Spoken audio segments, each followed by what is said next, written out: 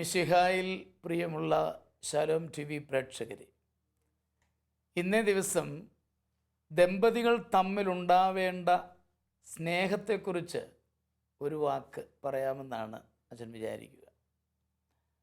ദമ്പതികൾ തമ്മിൽ കെട്ടിപ്പടുക്കുന്ന സ്നേഹം വേണം എന്ന് ഞാൻ പറയും. കെട്ടിപ്പടുക്കുന്ന സ്നേഹമെന്ന് പറഞ്ഞാൽ ഒരു കെട്ടിടം കെട്ടിപ്പടുക്കുന്ന പോലെ തന്നെയാണ്. ഓരോ ഇഷ്ടിക വെച്ച് കെട്ടിപ്പടുക്കുന്നത് പോലെ ഓരോ ദിവസവും ഇത് വളർന്നുകൊണ്ടിരിക്കേണ്ടതാണ്, സ്റ്റാഗ്നൻ്റായിട്ട് നിൽക്കുകയല്ല. ഇംഗ്ലീഷിലൊരു ഫ്രേസ് ഒരുപക്ഷെ നിങ്ങളെല്ലാം കേട്ടിട്ടുണ്ടാകും, I love you more than yesterday and less than tomorrow എന്ന് പറയുവാൻ ജീവിത പങ്കാളികൾക്ക് കഴിയണം.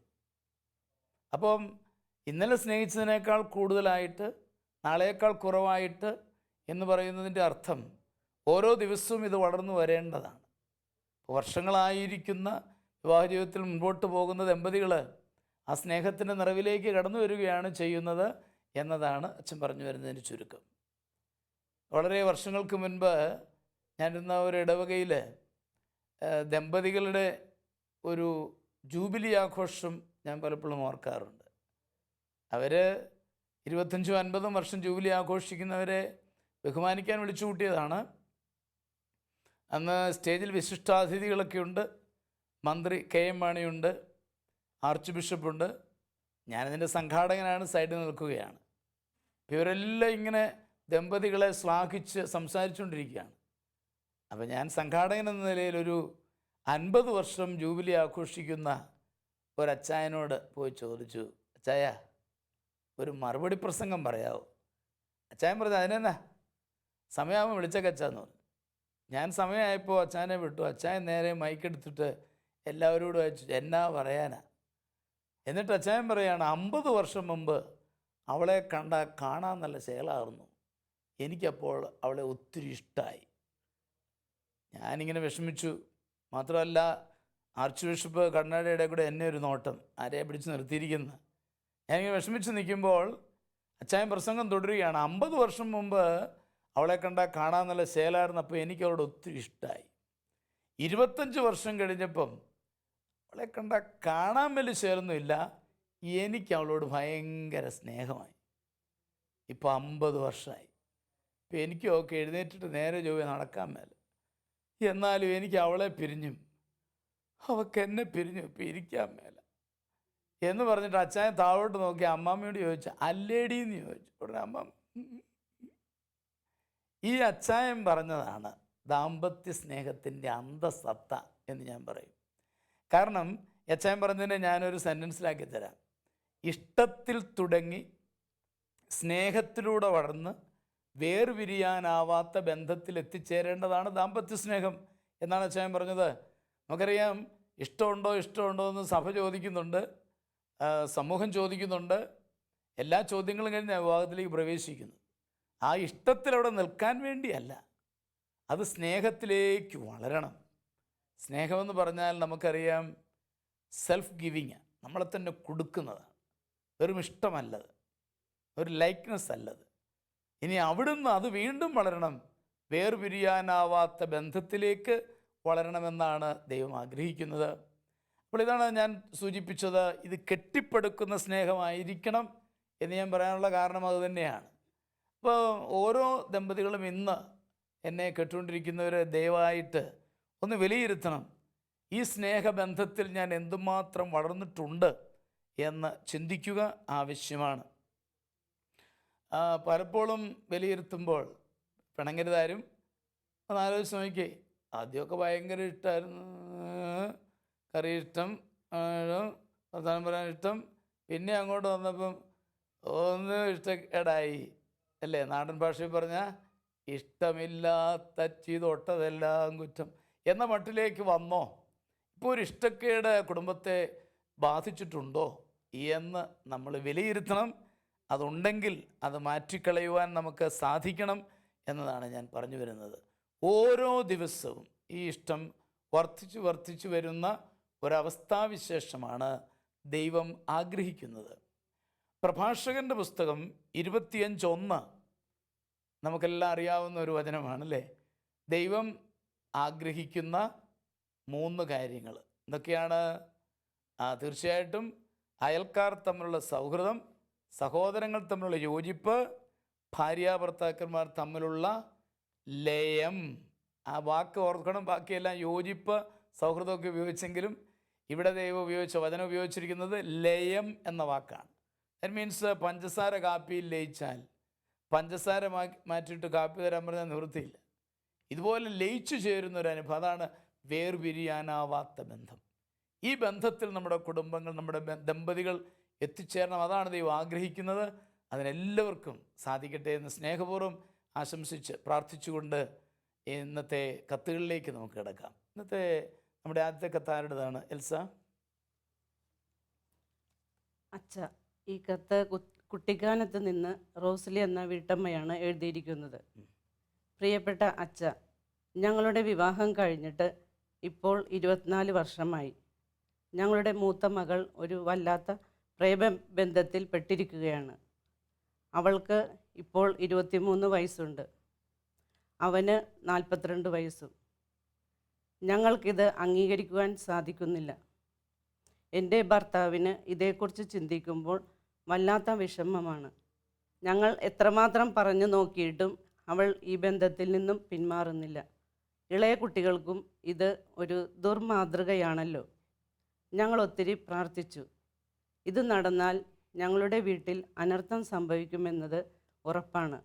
ഈ സാഹചര്യത്തിൽ ഞങ്ങൾ എന്തു ചെയ്യണമെന്ന് പറയാമോ? മാർഗനിർദ്ദേശങ്ങൾ പ്രതീക്ഷിക്കുന്നു. നിങ്ങൾ വേണ്ടി പ്രാർത്ഥിക്കണമേ. തീർച്ചയായിട്ടും റോസ്ലിയുടെ വിഷമം ഞാൻ മനസ്സിലാക്കുന്നു. മകള് കണ്ടുപിടിച്ച കാമുകന് 43 വയസ്സാണ്. കത്തിലൂടെ വ്യക്തമാണ്. അത് തീർച്ചയായിട്ടും വളരെ കൂടുതലാണ്. ഈ പ്രായ വ്യത്യാസം പിന്നീട് പല പ്രശ്നങ്ങളും ഉണ്ടാക്കാൻ സാധ്യതയുണ്ട്. ചിലപ്പോൾ ഒരു കോംപ്ലക്സ്, ഇവന് പ്രായം കൂടുതലാണെന്ന് അവനറിയാം, അവർക്ക് രണ്ടുപേർക്കും അറിയാം. അവൾക്കത് ഫീൽ ചെയ്തില്ലെങ്കിൽ പോലും പിന്നീട് ഒരു കോംപ്ലക്സിലേക്ക് എത്തിച്ചേരാനായിട്ട് സാധ്യതയുള്ളൊരു കേസ് കേട്ട് തന്നെയാണ്. ഏതായാലും കൂടാതെ ഒരു സംശയത്തിന് സാധ്യതയുണ്ട്. കുടുംബജീവിതത്തെ ഏറ്റവും തകർക്കുന്ന പ്രശ്നം ഏത് എന്ന് ചോദിച്ചാൽ എല്ലാവരും പറയും അത് സംശയമാണ്. ഇവിടെ അതിനൊരു സാധ്യതയുണ്ട്. ഞാനത് സംശയിക്കുമെന്നുള്ളതല്ല, സാധ്യതയുണ്ട് എന്നുള്ളത് സൂചിപ്പിക്കുകയാണ്. അതിനാൽ എൻ്റെ ഒരു അഭിപ്രായം അത് ഒഴിവാക്കുകയാണ് ഉത്തമം. ഇനി ഭർത്താവ് വിഷമം ഉണ്ടാകുന്നത് സ്വാഭാവികമാണ്, ഞാൻ മനസ്സിലാക്കുന്നു. ഏതൊരു ഭർത്താവിനും അതിനെ വിഷമമുണ്ടാകും എന്നുള്ളത് ഞാൻ മനസ്സിലാക്കുന്നുണ്ട്. പ്രാർത്ഥന തുടരുക, അതാണ് എനിക്ക് പറയാനുള്ളത്. നിങ്ങൾ പ്രാർത്ഥിച്ചു എന്ന് പറഞ്ഞല്ലോ. ദൈവത്തിന് അസാധ്യമായിട്ട് ഒന്നുമില്ല എന്ന് അറിയാമല്ലോ. അതുകൊണ്ട് നന്നായിട്ട് പ്രാർത്ഥിക്കുക. ഞാൻ പറയും, തിരുരക്തം അവളുടെ മേൽ തളിച്ച് പ്രാർത്ഥിക്കണം. നമുക്ക് എല്ലാ ബന്ധങ്ങളും നമ്മൾ വിമുക്തമാക്കുന്നതാണ് ഈ രക്തം. കർത്താവിൻ്റെ തിരുരക്തം തളിച്ച് പ്രാർത്ഥിക്കണം. അത് നിരന്തരമായിട്ട് ചെയ്യുക. കൂടാതെ ഒരു സൈക്കോളജിക്കൽ കൗൺസിലിംഗ് അവൾക്ക് നല്ലതാണ്. പലതരത്തിലുള്ള കൗൺസിലിംഗ് ഉണ്ടല്ലോ. സ്പിരിച്വൽ കൗൺസിലിംഗ് ഉണ്ട്, സൈക്കോളജി കൗൺസിലിംഗ്. ഇവൾക്കൊരു സൈക്കോളജി കൗൺസിലിംഗ് വളരെ നല്ലതാണ്. തെറ്റിൻ്റെ ആഴം മനസ്സിലാക്കുവാനും തിരിച്ചു വരുവാനും അവൾക്ക് ബോധ്യം കിട്ടുവാൻ നല്ലതാണ്. ഇതിന് ശേഷം അത് കഴിഞ്ഞാൽ ഉടനെ തന്നെ ഒരു ബോധ്യത്തിലേക്ക് വന്നാൽ ഉടനെ ഒരു ധ്യാനം കൂടാനായിട്ട് പ്രേരിപ്പിക്കുക. തീർച്ചയായിട്ടും മനസ്സ് മാറും. ഞങ്ങൾ പ്രാർത്ഥിക്കാം. ഉത്തമഗീതം 3:5 ഞാൻ എന്നെ കേൾക്കുന്ന എല്ലാ യുവതികൾക്കായും യുവാക്കന്മാർക്കായിട്ടും ഉദ്ധരിക്കുകയാണ്. അതെന്താണ് നമുക്കറിയാം. സമയമാകുന്നതിന് മുൻപ് പ്രേമത്തെ ഇളക്കി വിടുകയോ തട്ടി ഉണർത്തുകയോ ചെയ്യരുത്. എന്താണ് ഈ സമയം? വിവാഹമാണ് സമയം. അതിനു മുമ്പ് ഇങ്ങനെയുള്ള പ്രേമബന്ധങ്ങൾ മുഴുകി മനസ്സുടക്കി നിർത്തി കടമകളെല്ലാം നിറവേറ്റാതെ വരാതെ ഇരിക്കണം. അതൊരു അപകടമാണ്. നിങ്ങൾ മനസ്സറിയണം, തിരിച്ചറിയണം. ആകർഷണങ്ങൾ ഉണ്ടാകും, അതിനെ അപ്പാടെ വിട്ടാൽ മതിയാകും എന്ന് ഞാൻ സൂചിപ്പിക്കുകയാണ്. ദൈവം ജീവിതത്തെ ശാന്തമാക്കും എന്നൊരു സംശയമില്ല. ഇതേക്കുറിച്ച് എൽസായ്ക്ക് എന്താ പറയാനുള്ളത്? ഇത് വായിച്ചു കേട്ടിട്ട് ഈ അപ്പൻ്റെയും അമ്മയുടെയും വിഷമം ഒരുപാട് മനസ്സിലാക്കാൻ സാധിക്കും.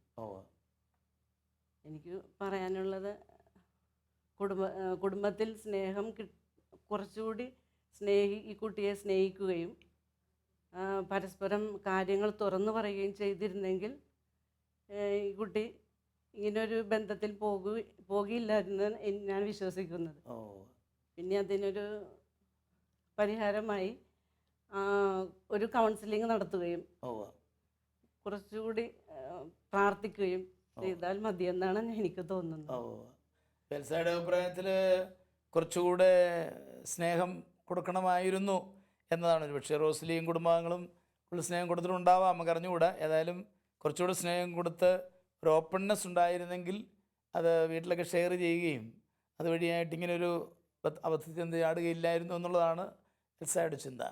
അതോടൊപ്പം തന്നെ കൗൺസിലിങ്ങും ഉപകാരപ്രദമാകുമെന്ന് സൂചിപ്പിച്ചു അല്ലേ? ഇതേപ്പറ്റി എന്താണ് അലക്സ് പറയാനുള്ളത്?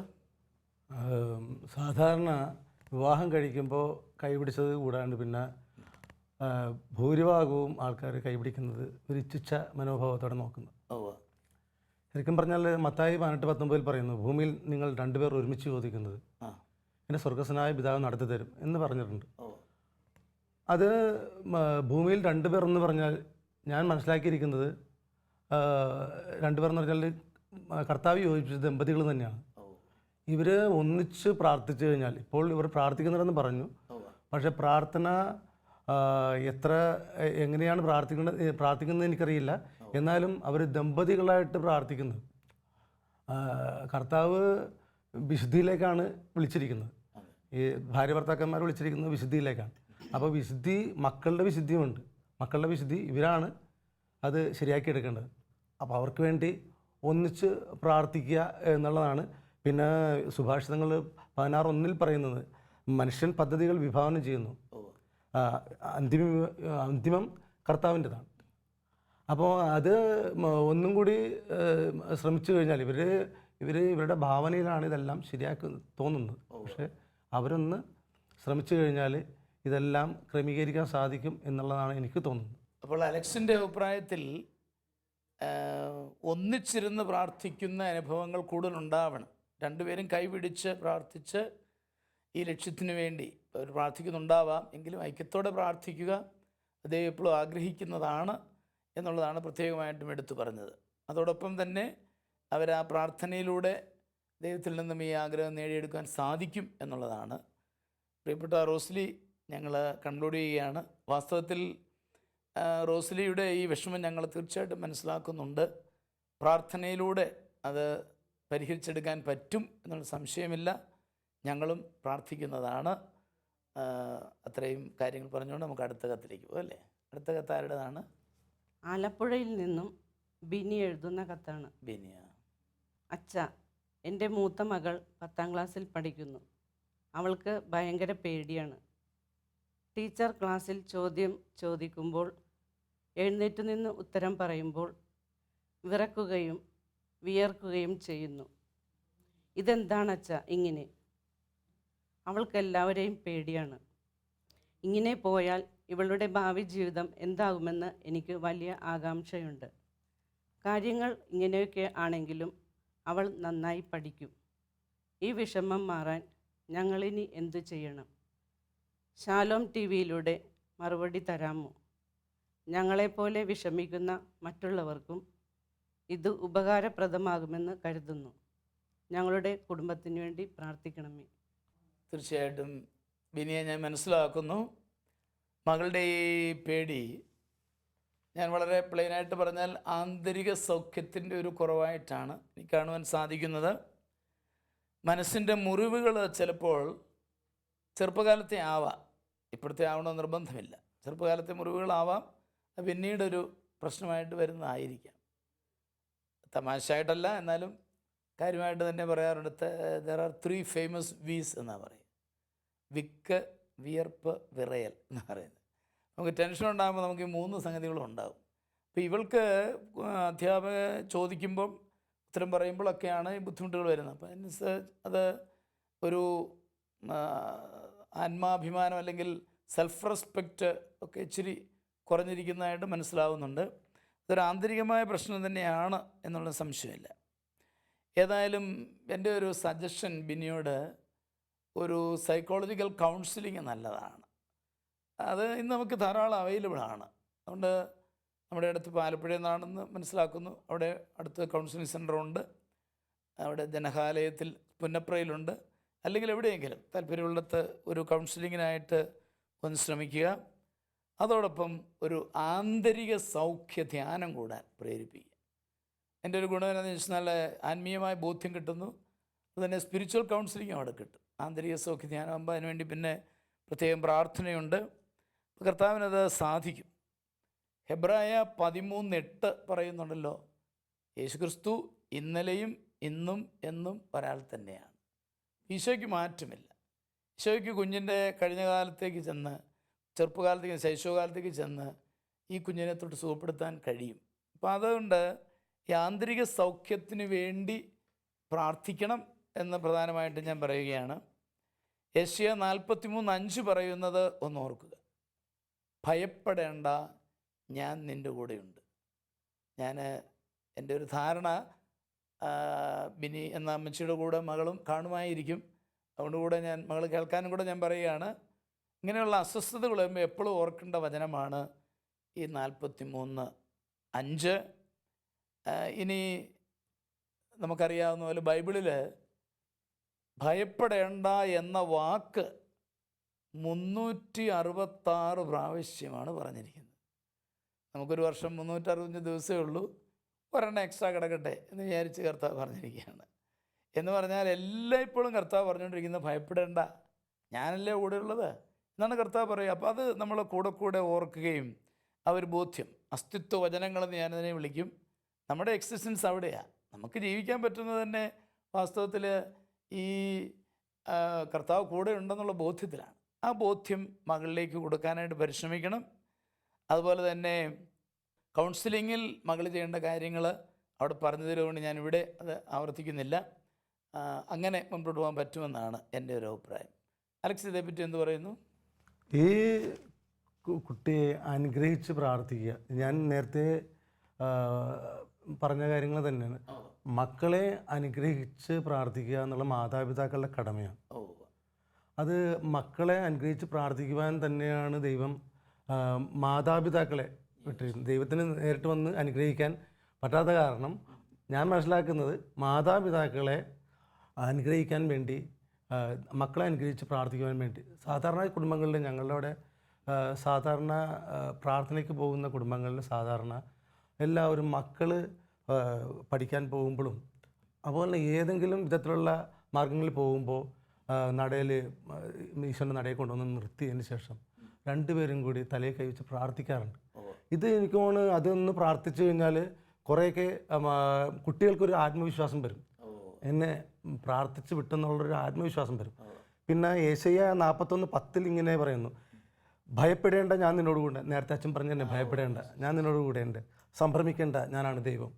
അങ്ങനെ ഭയപ്പെടേണ്ട. അപ്പോൾ സ്വന്തം ബുദ്ധിയിൽ ആശ്രയിക്കരുത് എന്നുള്ള ഒരു ഇത് മക്കൾ പഠിക്കുന്ന കാരണം അവർക്ക് ഒരു പ്രശ്നമില്ല. നേരത്തെ അമ്മച്ചിയുടെ ഉത്തരത്തിൽ അങ്ങനെ, ചോദ്യത്തിൽ അങ്ങനെ ഉണ്ടായിരുന്നു. അവൾ ഇങ്ങനെയൊക്കെ ആണെങ്കിലും നന്നായി പഠിക്കും എന്ന് പറഞ്ഞിട്ടുണ്ട്. അപ്പോൾ സ്വന്തം ബുദ്ധിയിൽ ആശ്രയിക്കരുത്. അത് യോഹന്നാൻ 14:1 ഇങ്ങനെ പറയുന്നു, നിങ്ങളുടെ ഹൃദയം അസ്വസ്ഥമാകേണ്ട, ദൈവത്തിൽ വിശ്വസിക്കുവിൻ, എന്നിലും വിശ്വസിക്കുവിൻ, ഇങ്ങനെ പറഞ്ഞിട്ടുണ്ട്. അപ്പോൾ ദൈവത്തിൽ വിശ്വസിച്ചുകൊണ്ട് ഇത് ഒന്ന് പ്രാർത്ഥിച്ചു കഴിഞ്ഞാൽ, ആത്മാർത്ഥമായിട്ട് മാതാപിതാക്കൾ തലയിൽ കൈവച്ച് പ്രാർത്ഥിക്കുകയാണെങ്കിൽ കുട്ടിയിൽ ആത്മവിശ്വാസം കൂടും. എനിക്ക് യാതൊരു വിധത്തിലുള്ള ഭയപ്പാടിൻ്റെ ആവശ്യമില്ല എന്നുള്ള ബോധ്യം കുട്ടികളിലേക്ക് വരാൻ സാധ്യതയുണ്ട്. അത് കഴിയുമ്പോൾ അച്ഛൻ പറഞ്ഞു അലക്സിൻ്റെ അഭിപ്രായത്തിൽ മാതാപിതാക്കൾ തലയിൽ കൈവച്ച് തന്നെ പ്രാർത്ഥിക്കണം, അവരുടെ ആന്തരിക സൗഖ്യത്തിനായിട്ട് പ്രാർത്ഥിക്കണം. അങ്ങനെ അതിലൂടെ ആ വിമോചനം കിട്ടും എന്നുള്ള ബോധ്യമാണ് ലക്ഷ്യ പ്രധാനമായിട്ടും പറഞ്ഞു വെക്കുന്നത്. എൽസ എന്ന് പറയുന്നു, ഈ കുട്ടി നന്നായി പഠിക്കുമെന്ന് പറയുമ്പോൾ ഈ വിറക്കലും വിയർക്കലും എല്ലാം ഉണ്ടായിട്ടും ഈ കുട്ടി നന്നായി പഠിക്കും. അത് തന്നെ ഒരു ദൈവാനുഗ്രഹമാണ്. അതെ, ഒരു സമാധാനവുമാണ്. പിന്നെ എനിക്ക് തോന്നുന്നത് അമ്മയുടെ ഉദരത്തിലായിരുന്നപ്പോൾ കിട്ടിയതായിരിക്കും ഈ ഭയവും എല്ലാം.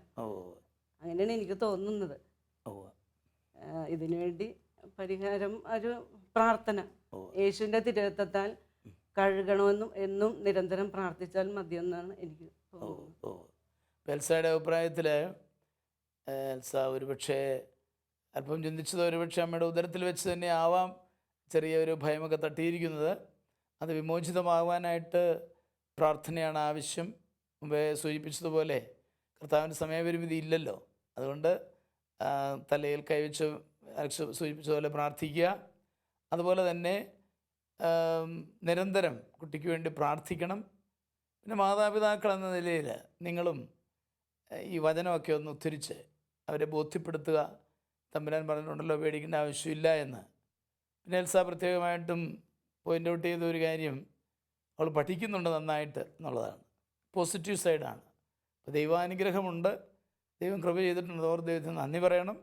അതോടൊപ്പം തന്നെ അവൾ നന്നായിട്ട് പഠിക്കുന്നതിൽ അവരെ അപ്രീഷിയേറ്റ് ചെയ്യുക. അവൾക്ക് മാർക്ക് കിട്ടുമ്പോഴൊക്കെ അഭിനന്ദിക്കുക. അപ്പോൾ ഇതെല്ലാം അവൾക്ക് കോൺഫിഡൻസ് ഉണ്ടാകാനുള്ള ചില വഴികളാണ്. അങ്ങനെ ചെയ്യുമ്പോൾ കാര്യങ്ങൾ ഭംഗിയാകും, സംശയമൊന്നുമില്ല. ഞങ്ങൾ തീർച്ചയായിട്ടും ബിനിയുടെ കുടുംബത്തിന് വേണ്ടി, മോൾക്ക് വേണ്ടി പ്രത്യേകം പ്രാർത്ഥിക്കാം. നമുക്ക് 2 കുടുംബങ്ങളെ ഈശോയ്ക്ക് സമർപ്പിച്ച് പ്രാർത്ഥിക്കാം അല്ലേ.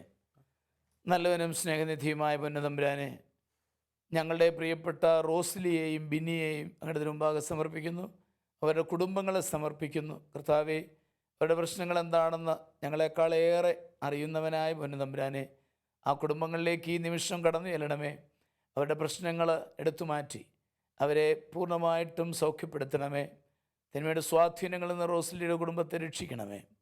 ബിനിയുടെ കുടുംബത്തിന് ആന്തരിക സൗഖ്യം നൽകി അനുഗ്രഹിക്കണമേ. ആ കുടുംബങ്ങളെ അങ്ങയുടെ കൈകളിലേക്ക് ഞങ്ങൾ ഏൽപ്പിക്കുന്നു. കേട്ടുകൊണ്ടിരിക്കുന്ന എല്ലാ മക്കളെയും ഞങ്ങൾ സമർപ്പിക്കുന്നു. കർത്താവേ, അവരുടെ കുടുംബങ്ങളെ സമർപ്പിക്കുന്നു. അവർക്ക് ആവശ്യമെല്ലാ കൃപാവരങ്ങളും നൽകണമേ. അവരെ അനുഗ്രഹിക്കണമേ. പിതാവും പുത്രനും പരിശുദ്ധാത്മാവുമായ സർവേശ്വര എന്നേക്കും ആമേൻ. ഈ പ്രോഗ്രാമിലേക്ക് കത്തുകളും അഭിപ്രായങ്ങളും അയക്കേണ്ട വിലാസം: to the producer, family counselling, Shalom television, Peruvannamuzhi PO, Kozhikode 673528.